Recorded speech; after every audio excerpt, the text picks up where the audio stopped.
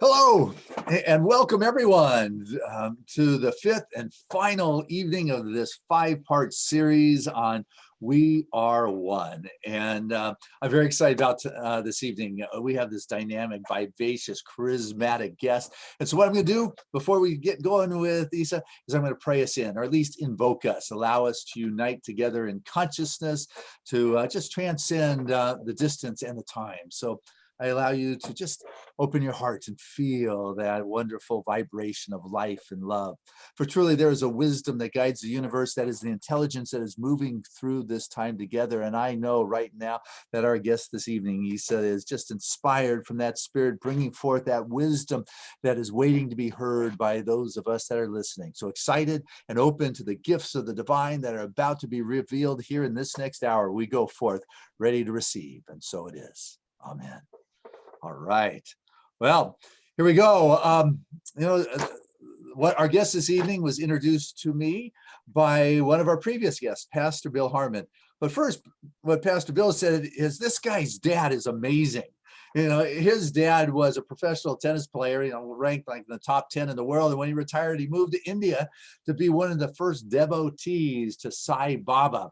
And our guest this evening was born into that environment, into that Hindu philosophy. He was born in Chennai, India, and was raised with the influence of the Hindu teachings, and has gone on to receive his doctorate in Hinduism as well as philosophy. A wonderful marketing master of our time, teaches at the university or at San Diego State University, who has one of the leading football teams this year, the Aztecs. They're going to a bowl game. But I'll tell you, we're going to the bowl right now. A wonderful, just a super moment with Isa Grimes, just a teacher of the Hindu philosophy, just seeped deeply in its teachings, and born, raised, it oozes from his pores. And I want to say welcome to this We Are One series. Thank you very much. Yeah, yes. So, Isa, I've been starting with a question that is, I feel is a great launching point. And that is, we're living in a dynamic times. I mean, there's stuff going on in our world that just hasn't been here in recent times, like pandemics. It's been a while since we've been caught up in an inflation that's running rampant. We've got political polarization. We got people sure that the world's going to end tomorrow. It's like this Hindu philosophy has seen it all, from plagues to crazy leaders. And somehow it has brought peace to its people. What are some of the, I won't say secrets, but the teachings that could help? Or what would you share with the guys? Yeah, I think it's a great question. And a lot of us we're struggling a lot. But the Hindu teachings, especially what's been instilled with me since childhood, what I've seen living in India, living with, it doesn't matter, just people in the world, no matter where you go, is the root of in Hinduism or Indian teaching is we are not the hand, we are not the, well, lack of hair, I was going to say hair, maybe your hair, but lack of hair.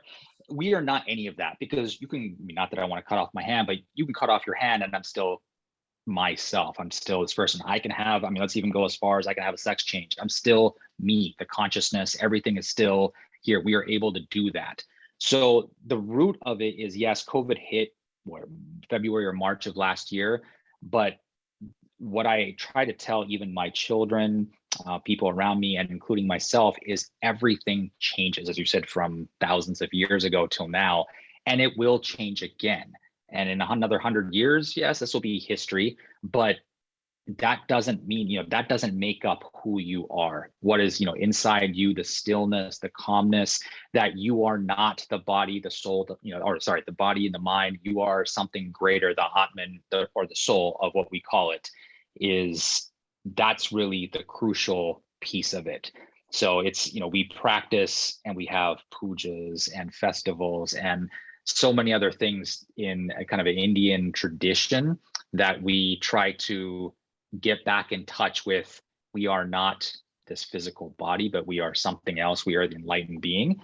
And so we chant, we say prayers, we meditate, we do yoga, do all those things to say that. So I would say that's the big thing, is try to understand that this too shall pass, and this is impermanent, just like your body is. And so be calm, and this too shall also pass. That's kind of the big underlying saying, that just like COVID, we are, this is impermanent. Mm-hmm. And I know that's hard. All these things, obviously, this is religion.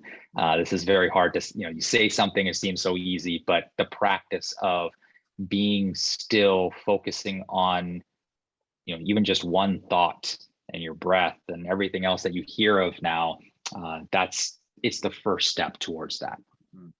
So when the questions coming in, and I want to encourage all people right. to, text the questions. What are some of those practices to find the stillness, and what's going on? So some of them, I did say, so some could be, obviously now in the Western world, we have, even applications, right? We're on our iPhone and there's the Calm app, or Headspace, or any of these, that it is the mindfulness, the meditation, being still in one thought, even if you're in a work day and you take 10 minutes out of your time and you don't think about the stresses that come through COVID, or wife or husband or kids, or the sky is falling down. You got to get to the next place, the next time at this. It's just center yourself, be still, think of the present moment, and let go of everything else that you feel is important. So at the end of the day, the sun will come up. You see that even in jobs. That's kind of why I'm in life sciences now, is the sun comes up, and we're trying to help patients, compared to, it's funny, when I was working in the entertainment industry for Warner Brothers, and there's a movie just right then and there, November 27th or whatever, 17th today, it's James Bond or is coming out, and you have no say. It's like, guys, the sun will come up tomorrow. It's okay. But it's that there's industries, right, or people that they think, no, the sun doesn't come up tomorrow. This has to be now. It's about money. It's about time. But it's not. Life goes on, and it's all right. And to say that to yourself and to believe it and instill it, not just with yourself, but everyone else that's around you. That's the first part. Yes. So that's the first thing I think is basic. Just if it's 5-10 minutes, even a day of meditation or stillness. I'd even just say stillness. Forget the word meditation, because I know that even has connotations to it. But just stillness. Stop doing everything else. I'm looking at 3 monitors and stuff. It's just close your eyes or look out into the trees, and just know things will be okay. Tomorrow, the sun will rise again.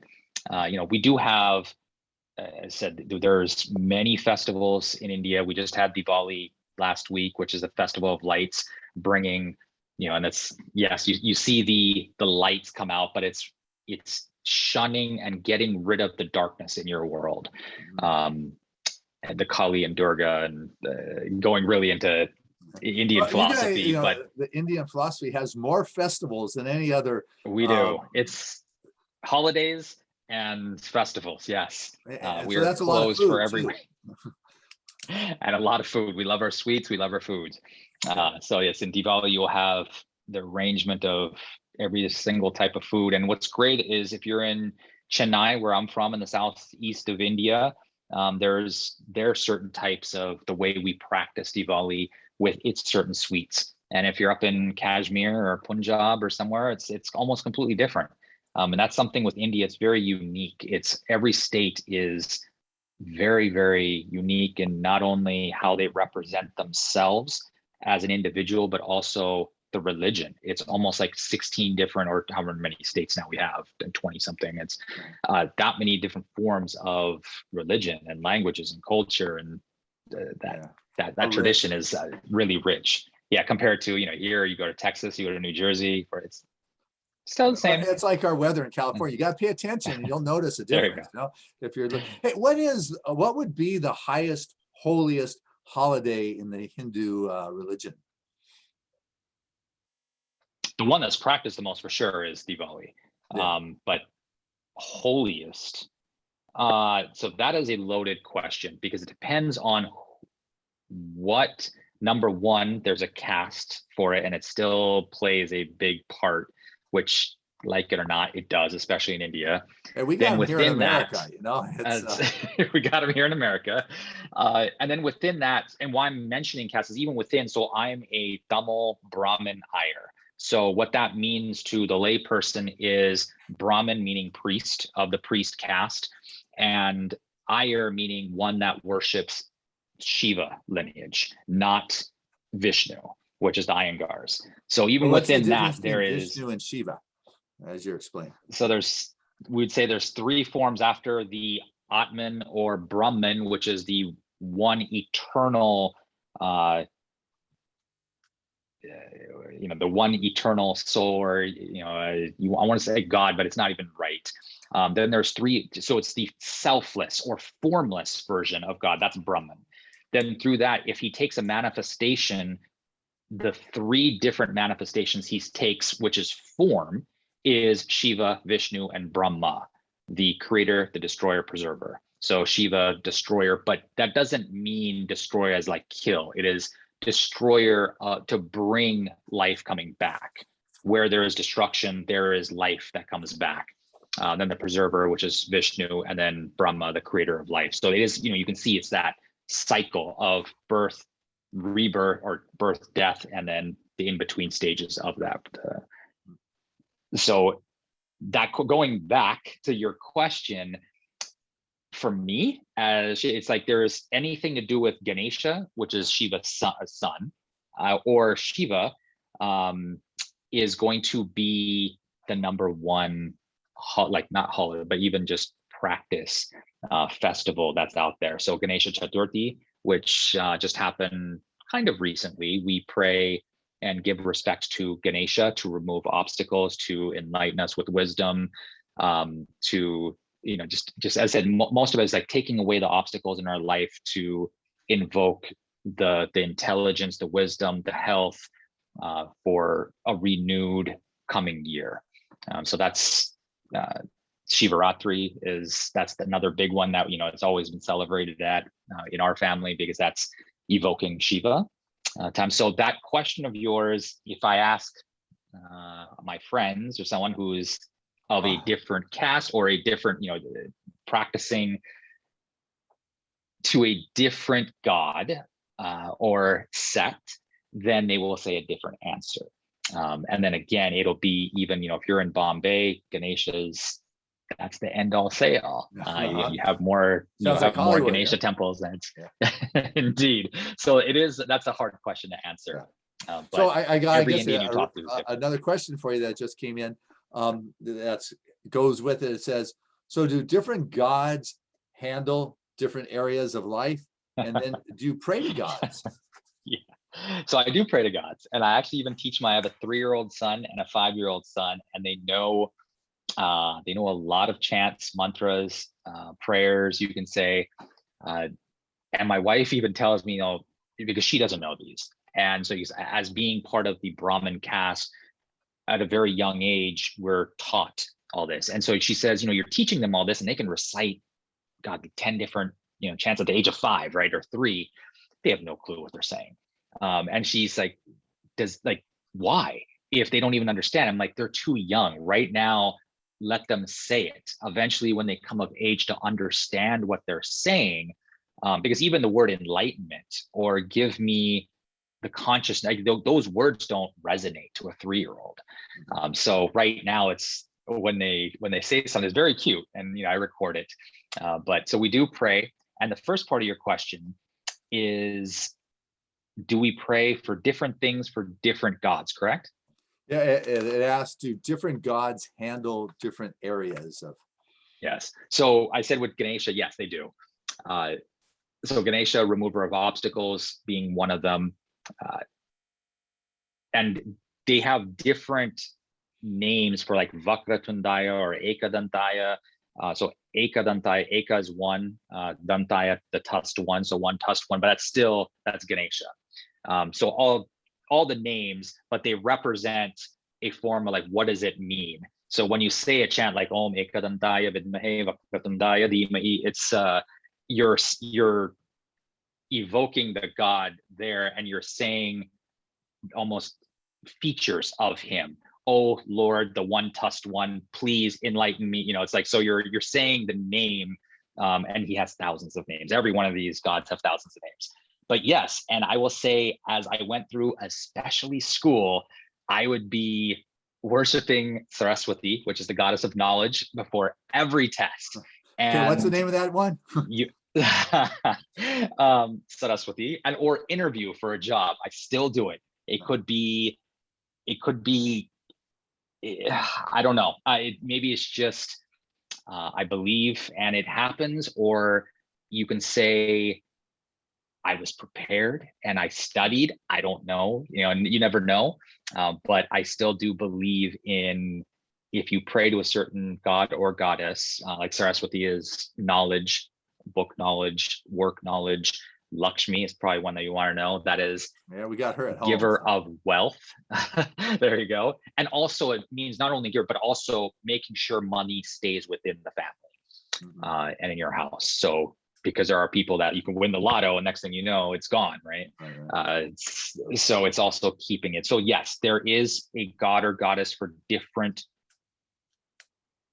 facets of your life, is the best way to say it. And then I guess my question would be, are there all these different gods, or are they aspects of that one life force you were alluding to? They are. So that's the delusion, right? Is we believe it's Brahman is the formless God, but we can't see him, her, this Brahman. And so from a human being perspective, we take the form of these three gods, and there are just basically, there's the manifestations of the three rooted gods coming down. So they're reincarnations, you could say Trinity, yeah, however you want to say it. They derive off of those three to make it easier for us in this life right now to have this connection between a God and ourselves, right? It's I think eventually you'll go into, if you want to go into like mysticism and all, it's like there was Sri Ramakrishna a long time ago that he believed, okay, he was obviously born and raised a Hindu and he practiced, but he also wanted to know the other face. And so he became a Christian. He dressed as a Christian. He went to church. Everything about it. And then eventually, according to him, he saw Jesus. Same thing he did with Islam. Same thing he did it with Confucianism. And he basically came down to, there's so many faiths and there's so many paths, but they all lead, the spokes on a wheel, right? Those are all the religions. They all lead to the inner circle, which is this formless God. It's just each religion puts their own Muhammad or Jesus or Confucius or however you want to call it, or Shiva, and you follow that path to get to something that you are, that you don't quite understand yet in life, which is this, we're born and immediately we have these presumptions that your parents teach us something, or teachers teach us something else, mentors teach us something, and all of a sudden we have these kind of facets of our life that's kind of like, okay, this is stereotypes and this is how things should be, and it forms different areas of our brain. But what if you never knew those things? My dad actually said this great story to me one time, young, and I still remember it. It's like, you think you are Christian and you believe you're a doctor and you believe all this. So imagine you are a prince. You were born a prince, and however many princes are in this world, but there's princes out there in the world, and England and Brunei and other areas of the world. But they got stolen by a band of thieves when he was very, very little, taken away from the family, and the thieves are robbers, and he becomes a robber. At the age of, let's just make up I don't forget what he said, like age of 25 or something, the king's entourage, whatever, they find him out there and they say, hey, it's you. We did the, however you want to call it. It's like, this is you are the prince.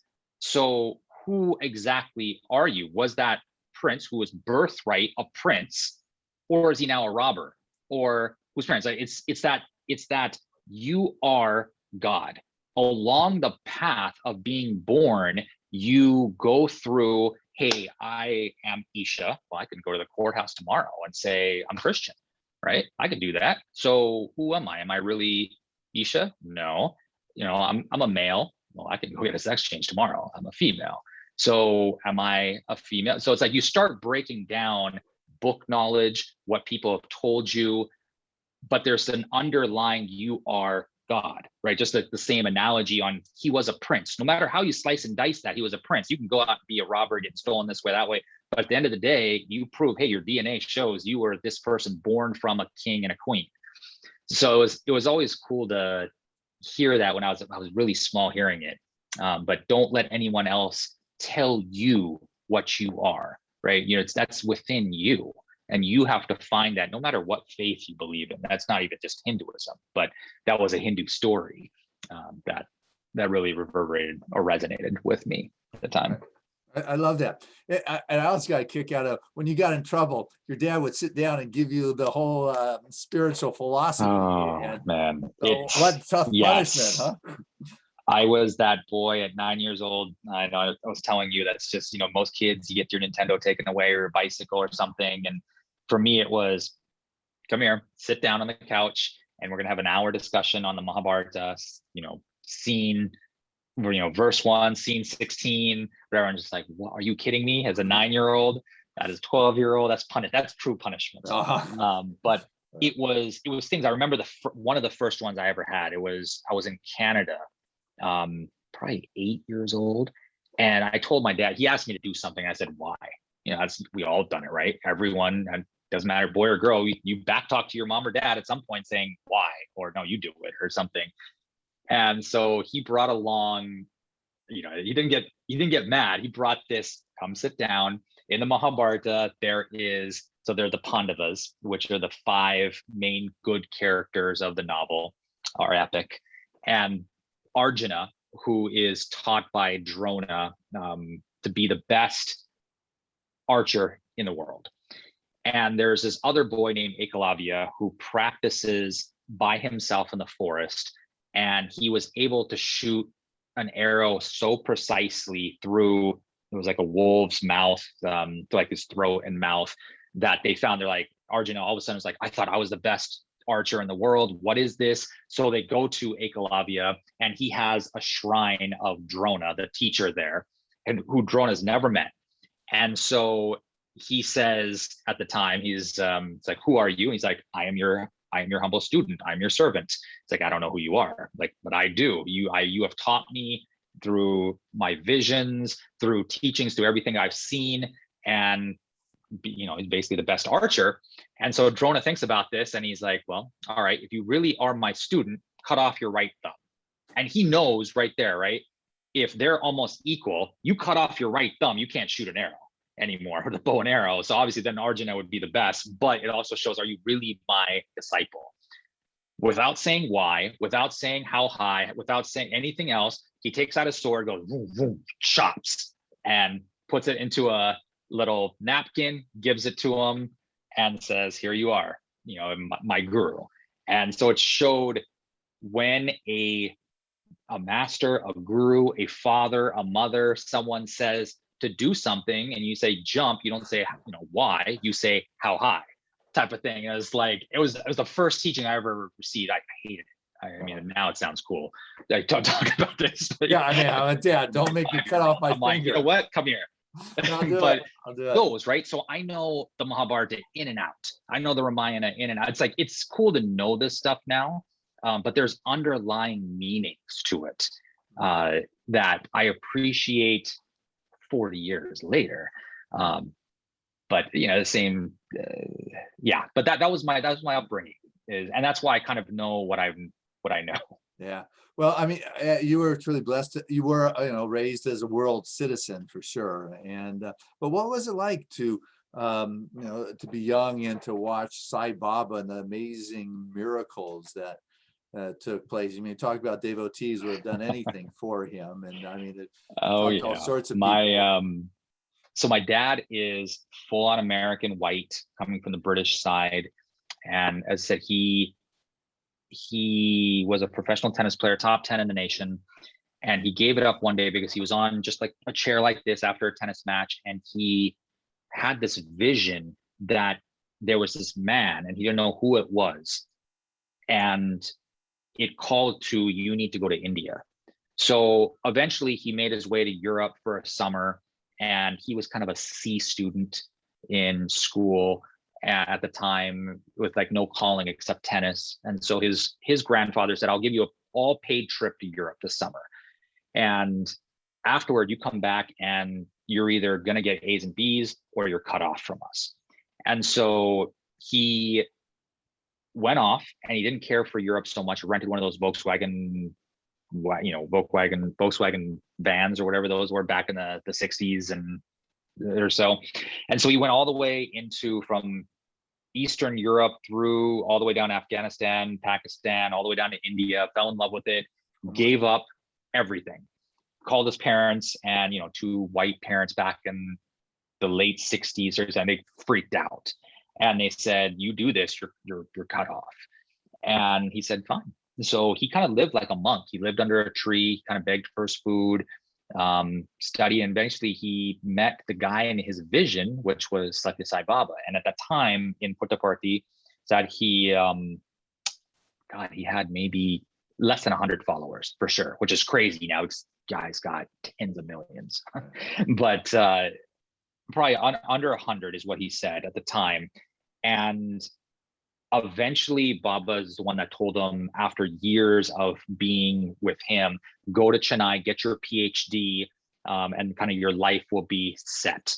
And so he did. He met my mom at the time, and long story, they ended up getting married. And where this comes in with your Baba's story is leading up to this is the wedding.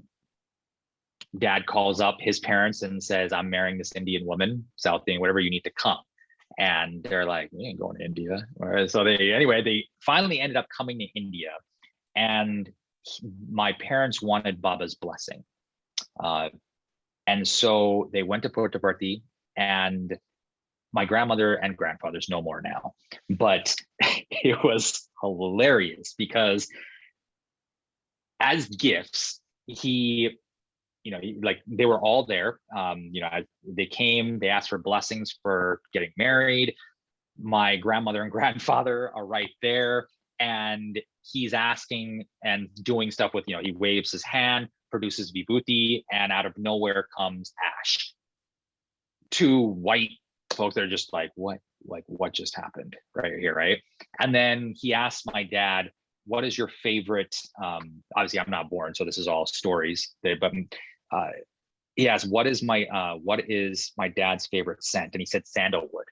Touches my dad's wrist, and sandalwood smell like perfume is just flowing from his, like everything around is just smelling of sandalwood. Then asked my mom, what is your favorite? Does the same thing, and she says jasmine. And so it touches her wrist, and it's just jasmine flowing everywhere. And the same thing goes to, like, what do you like? What is your favorite material? And, my grandmother being the materialistic Beverly Hills or Palisades, where they lived, person's like, I love gold. He's like, gold earrings. And so he waved his hands, produced gold earrings, a gold chain, gave it to her. Afterward, this whole thing, anytime my dad said, anytime that a person asked what happened during that moment, she will deny it. She will say, I don't know. I don't want to know. She can't. It's a supernatural. She couldn't comprehend what was going on. Obviously it happened. And so I've seen that many a times, right? Then I was born, and I used to go to Puttaparthi with my dad, or when he came to Bangalore. I saw all sorts of things. One time I saw a little statue, even of like, he produced for a Christian. He was just crying. He's like, I don't believe, he was saying that he was maybe he's like mid-20s. He's like, I've lost touch with Jesus. And so he produced this murti, or this like idol doll of Jesus when he was much smaller, and said, this is what Jesus used to look like, and gave it to him. And it's like his faith was kind of restored at that moment, but I've seen stuff. I don't know what I was again, 7, 8, 9, but I remember that one. But the most part, it's ash, vibhuti, that he produces that I've seen throughout time. I don't know why. I kind of went with it. Like, this is real. I accepted it. I believed in it. And maybe it's because of the way my parents raised me. And they never raised me to be Hindu, because my dad, being the first, right, he was raised a Christian. He just didn't care for the Christian teachings at that time. Didn't say no or yes, just like that just wasn't his calling. And so eventually when he went to India and got Hinduism, he's like, look, I was born this way and that's what it instilled. And I went a different path. Just because you're born to Hindus doesn't mean you have to go down the Hindu path as well. We will teach you all religions. And my dad, being especially Eastern religions, he taught me Confucius and Taoism, Buddhism, which to be honest, I really associate kind of half-half with Buddhism and Buddhist teachings and Hinduism between the two. So it's kind of, I kind of flow in and out of both. But yeah, that's your question is, I've seen a lot from materialistic of pans. I was there when a baby girl actually said he was getting gray hairs with his afro. And she said, "You're looking old, Baba." And he waved his hand over his hair and it was all black again. It's like, "Is this better for you?" It went back to being gray. They said, months and years later, but I remember seeing that one. But I've heard some crazy stories. Who knows if they're true or not, but I'm sure they are based off of. What is you seen? One of your listeners just wrote and said, so these miracles, can we all learn, or is it only for the appointed ones? Anyone. Well, obviously he has passed now. He's passed back in 2012, 14, I don't forget when, at some point. But he has said, so Shirdi Sai, Satya Sai, Prema Sai is the next incarnation for him. And the next life is supposed to be somewhere now between 2020 and 2030. So somewhere out there in India, Prema Sai is either been born or is about to. And he said he knew who his mother was at the time when he passed. So that would be very freaky to be honest, but in his next life, but it's to anyone. A little bit about the Hindu philosophy of reincarnation. I mean, Baba knew that knew the mom and where he's coming in. He was very clear. Life didn't stop when you check out of this place. Yeah. So I would say in Hinduism, there's kind of 6 beliefs. One kind of is truth is eternal, meaning there are multiple paths to get to the end, to realize you are part of that. So there's the truth, truth is eternal. That's kind of the first belief. And some Hindus might say there's 5, some might say 7. I'm going to roll with 6 right now. That's I think top of my head, I'm going to get 6. If I get 5, then it's 5. But truth is eternal is one. Another one, as I said already, is Brahman is the formless God. Every Hindu believes that. And then from that, there's the form, which is Shiva, Vishnu, Brahman, or Brahma. So the creator, the destroyer, and birth. So the preserver, Vishnu. So there's all the manifestations of God there. Then another one is all Hindus follow the Vedas, the 4 Vedas, which have been passed down for thousands of years, that has no trace of where they originated from, because there is no, just like this whole monotheistic, polytheistic, it's like there is no Allah or Muhammad or something. It's created. Hinduism created out of nowhere at some point. There wasn't one person that said that. And the Vedas came from this. At some point, there were these 4 Vedas. And through the Vedas, there are many chants, songs, hymns, things that teach all about Hinduism at its structure. And that's been passed down generation over generation, either through words or then eventually through scripture. So I would say that's number 3. Through the Vedas, we learn of something called Dharma, which every individual, it is your own path.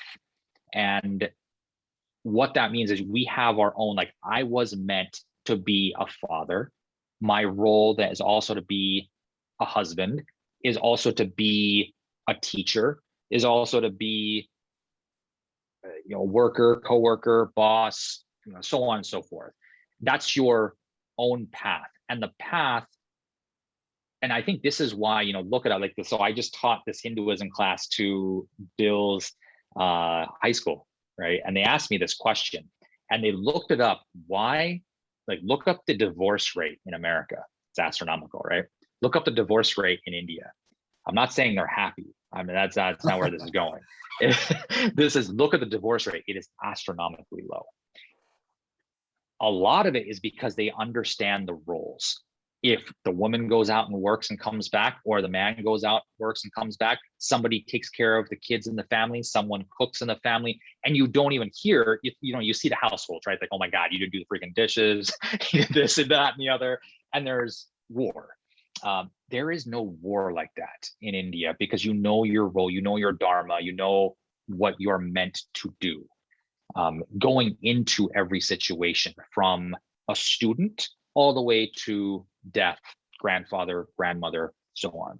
So that's Dharma. And through Dharma, there is something that we all know, which is action and reaction. What you sow, you reap, which is karma.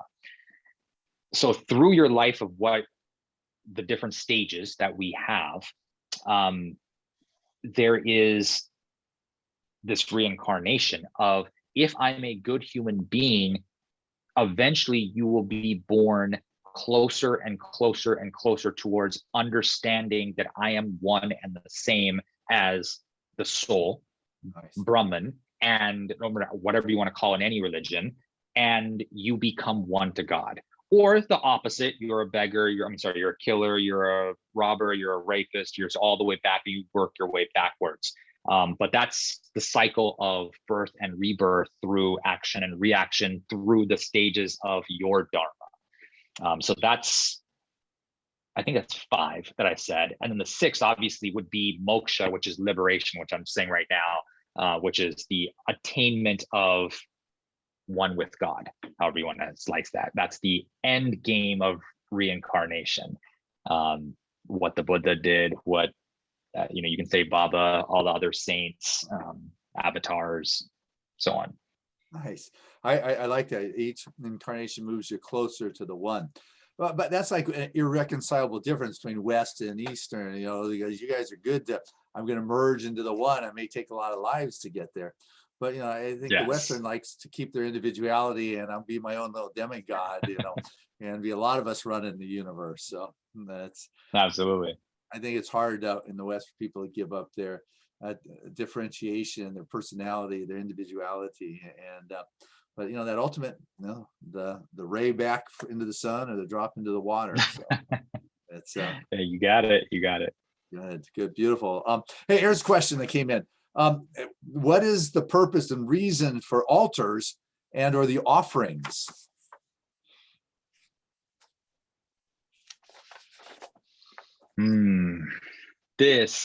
It's a great question. And I actually asked this question myself, because in Hinduism, you're really taught God is anywhere and everywhere, right? It's like, I even think of the Christian statements like, lift a piece of stone and I am there, you will find me, right? No matter what. You don't have to go to church. You don't have to go to a temple, that's what, Christian, you believe you have to go to church, you go to Sunday, you do these things.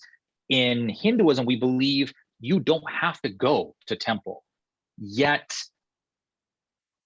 people still go. And usually it's because it's the attachment of their stuff at home.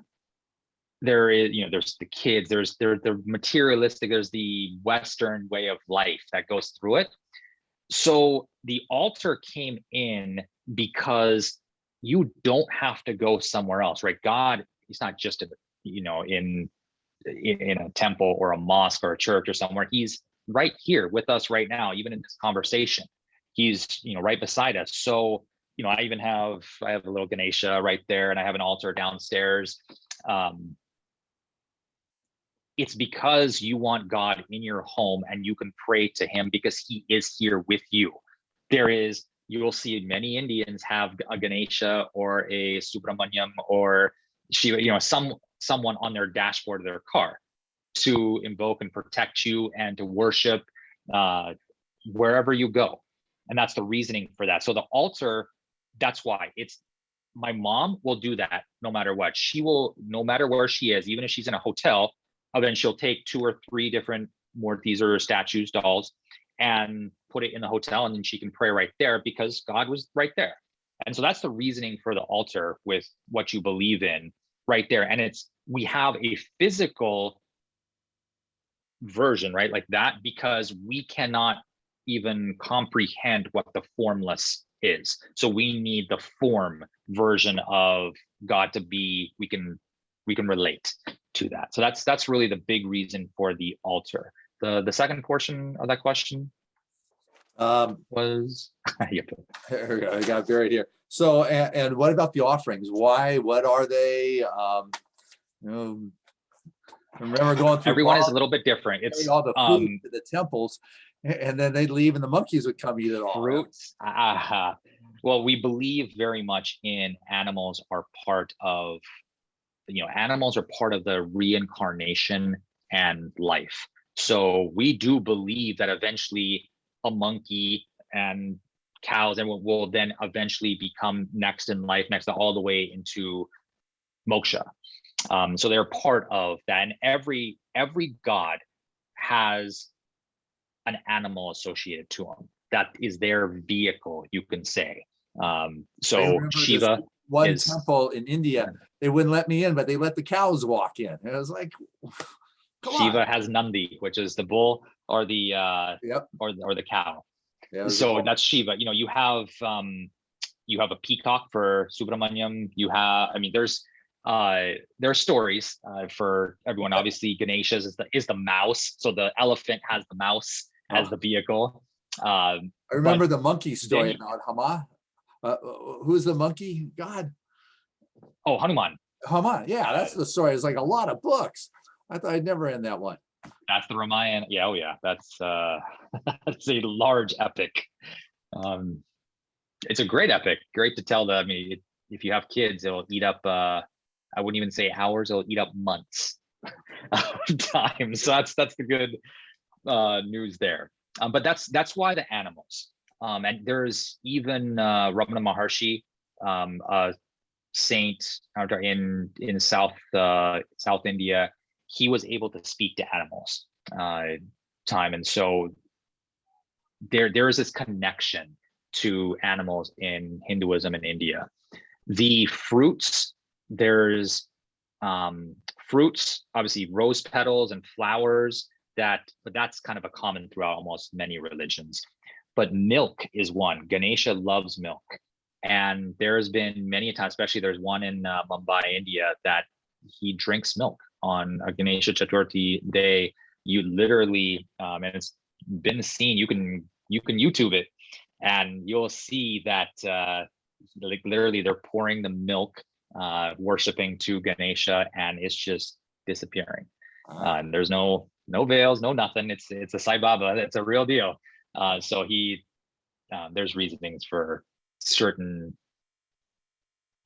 foods as well behind it. Nice. Now, you're about ready to convert me into Hinduism. I just, but you share it, it's like our conversation. There's a lot of good stories. A new thought, and it's coming on.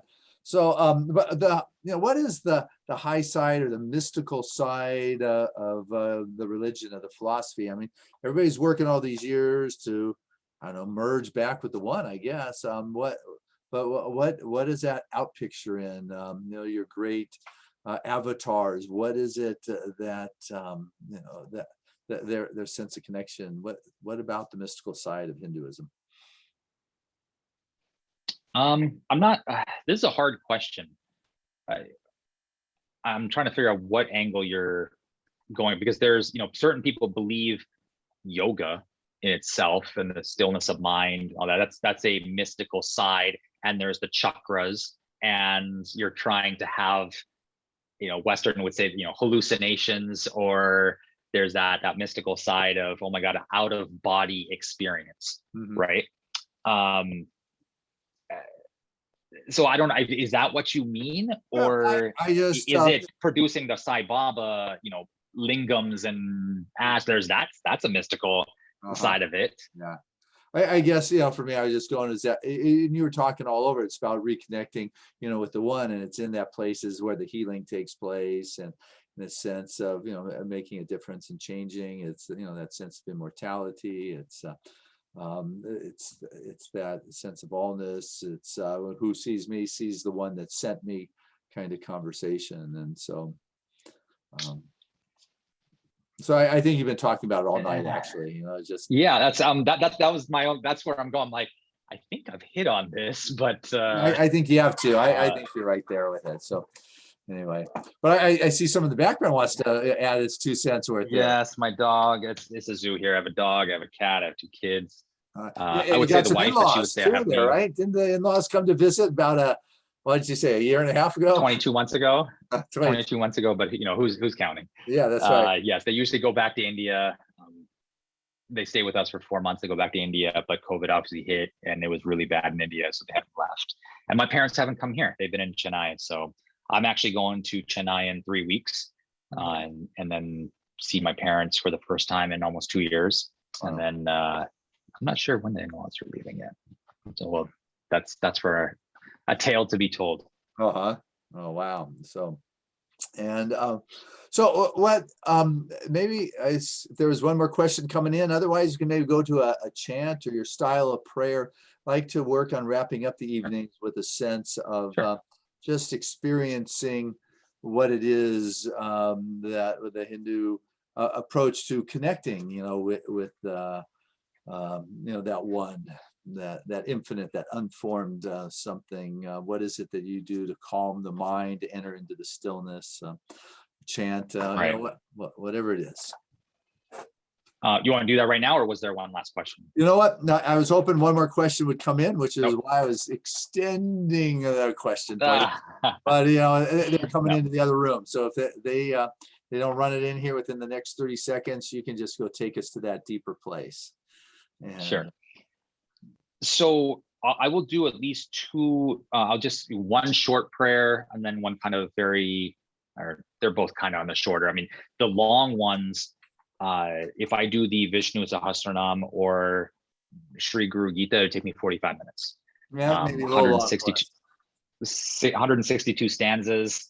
I actually finished learning them by heart at about 14, 15 years old. You must have gotten a lot of trouble as a kid. Great. I've lived in ashrams before, from Babas to various ones in India, as well as even here, extensions in America. And so you wake up early and there's chants, bhajans, songs and hymns. But to keep it short and kind of more to interfaith, there's 2 short ones that I can say. On the meditation side, as I said, there's Headspace. There is, sorry, my dog, he's actually 80% blind. Wow. So he's happy as a clown, but he makes his way around. That's great. Well, he's welcome. The house. I mean, it's your home. You have whatever viewers. His name is Bhima, which it means strength. Inner strength is one of the Pandavas actually in the Mahabharata, and so we knew he was going to be a big dog with a lot of strength. So that's why we named him Bhima. Didn't know he was going to go blind, but that's who he is. He's a lot. The meditation side of it, it's interesting because I do have apps like Calm, and in the West there's many, I don't know what you want to call it, somebody that is leading you into meditation. That's a very unique thing, because when you go to an ashram, or when in Hinduism, there is no leading into meditation. You sit down under a tree or inside of the temple or something, and there might be a veena or sitar, some kind of droning music in the background, or pure silence. And you sit there and it's the stillness. That's meditation. It's not, think about your coworker, and it's weird. I hear them on, it's like that's not how this works. But I laugh, and it's good. At least we're getting there in the Western world. But so I can't to guide someone in a meditation. It's not what I either grew up on or the belief of Hindu. It's just sit down and be still with yourself, be comfortable with yourself, and block out everything else. And thoughts are going to arise in the mind, right? That's natural. We're human beings. And what it is, you acknowledge it and you try to say, okay, good. We can deal with that another time, and try to be still again. And something else, that is normal. Eventually there'll be longer moments of stillness. But that's practicing meditation. That's practicing mindfulness. So I don't really want to, I mean, we can, but I would really, in my practice, I would just say we just need to be still, calm, close your eyes, and I'm not going to lead you into anything there. But is there breathing involved? Two short ones. When you do this? Oh, there's many breathing techniques. Absolutely. Does that help with the stillness? I even know, Pastor Bill, he comes in, we have breathing sessions from other Hindus, and they come in with all sorts of pranayama and you name it. But there is the same, like right now we have even Apple Watches, right? It's like breathe in for how many counts and then breathe out. If it's a 4 count, breathe, exhale for 8. Different techniques. They all work a little bit differently. And I would even say they work even differently for if you have a cold or sore throat or sinus. There's breathing techniques for that, and it really works. It's unbelievable, but it really works. But for this stake right now, since yes, we do have short on time, the first one, it's a very, very short, just 10 seconds, but it goes Loka Samasta Sukhino Bhavantu. Just 4 words, Loka Samasta Sukhino Bhavantu. And what that means from the interfaith, and that's why I want to say this one, is Loka means the world. Sukhino that's everyone, all of us that's on the webinar, that's around us, all our friends, everyone in the world. Sukhino is to be happy between everyone in the world, connecting everyone together. And then Bhavantu is just let it be, right? Just let everyone be calm, happy. So it's making everyone in the world just be free and happy with each other. So it's like, that's a prayer that you say, just, you don't say it even to yourself. It's just, I wish this upon the world. It's, let there be peace, right? That's the American, but if that's the Hindu way of it. Oh, nice. One that's a little bit more, and that's then do someone good for this. That, like, do they say it just once, or you do it 10 times or 108 times? You could. That's a great question. This one, so usually you say it in odd. You say it 1, 3, 11, 7, even 7, 11. It's usually odd numbers. You say that, even like the one I said earlier regarding Ganesha, it was Om Ekadantaya Vidmahe Vakratundaya Dhimahi Tanno Danti Prachodayata. That's short, took 10 seconds. I would say that 1 time, 3 times, or 11. There's this magical kind of 3 or 11 in India, but for the sake at nighttime with my children, I just do it once. And then there's like 5 different chants. So they get picked. Hey, concentration for a 5-year-old. Yeah, the chant. Exactly. Sometimes they even ask me to condense that to, hey, can we just do half the chants? Like, no, that's not how this works. But another one that's good for this, especially in interfaith, and we are all together as one, right? That's this. It's ego Twameva Mata Chapita Twameva Bandhucha Guru Twameva Vidya Dravinam Twameva Sarvam Mama Deva Deva. That's basically Twameva Mata Chapita Twameva. You truly are my father. You truly are my mother. Twameva Bandhucha Guru Twameva. You truly are my relative. You truly are my friend. We're saying this. And again, when you say this, it's like, it's to everyone, anyone that you meet. Twameva Vidya Dravinam Twameva. That's, you truly are knowledge instilled upon me to you, you to me, and you already are my wealth of knowledge, wealth of money, wealth of wisdom, everything. And then Twameva Sarvam Mama Deva Deva. You truly are one with me. You truly are equal, like God. You are God, I am God, everyone else is God. So I felt those 2 prayers it's it's not even about Hinduism, right? That is, you can translate that to any religion. We're just going on different paths, but we're there for the same overall goal.